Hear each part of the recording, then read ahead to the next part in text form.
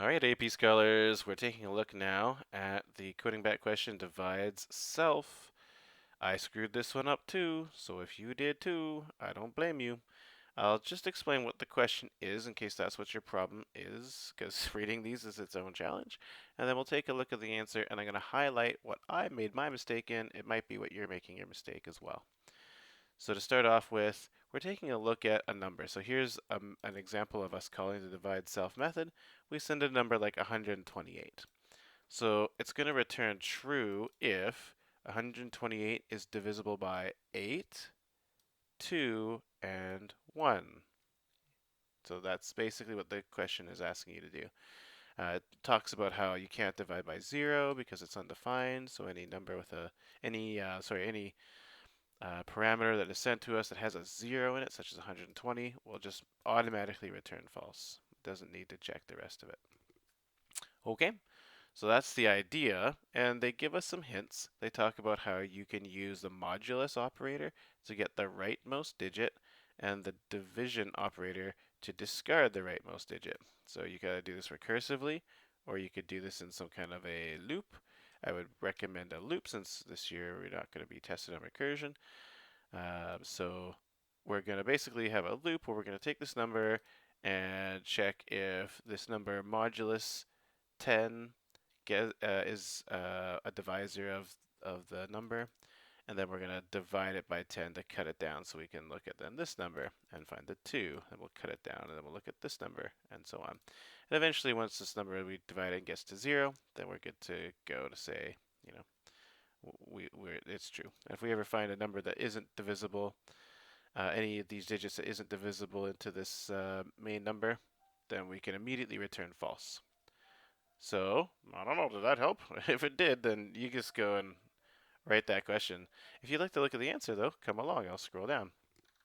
So here's me doing this question, and where I went wrong was not to do this step. So I don't know if that's your problem, but I'll highlight this as we go. So why am I making a copy of n? So the deal is that here's my while loop. It's based on making sure n is still greater than 0, and I'm constantly dividing it by 10 to cut it down to get to the next digit. But that means that, my original number isn't recorded anywhere. So for example, if I do 128 and I check to see if it's divisible by 8, great. But then the next time I'm not going to check 128. I'm going to be only checking 12 and seeing if it's divisible by 2. And it doesn't actually always work that way. There's examples, and we can run it, and you can see that you probably already have seen those examples if this is your problem, where you could screw that up and it will be a problem. So that's why I make a copy of n, and I'm always checking to see if the copy is divisible by the digit. So that might be your problem too. But just to go through the actual process, I have an if statement that is a little bit of a negative version because I want to be in my loop returning false if I ever find an example of a number, a digit that is either 0 or a digit that doesn't divide evenly into the original number. So then if I ever do find that, I can just immediately return false. Otherwise, I just keep doing this until I get to the end, and if I got to the end of this loop, that means that all of the digits divided evenly into the original number, so I can just return true at the very end. And you just got to get the hang of these modulus operators.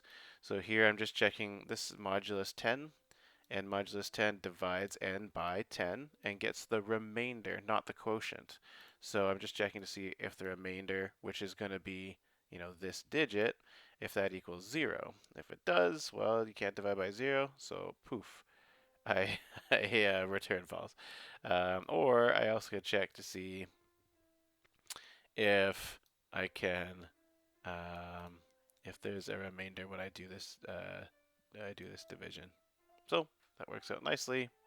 And then I guess the next thing is I divide it by 10 to chop off this last digit and then just work with this. And of course my copy ensures that I'm always checking against the original number to see if these things are divisible. Okay, so there's the story. That's how I did mine. And I hope you were successful in understanding the question better after this video. Thank you.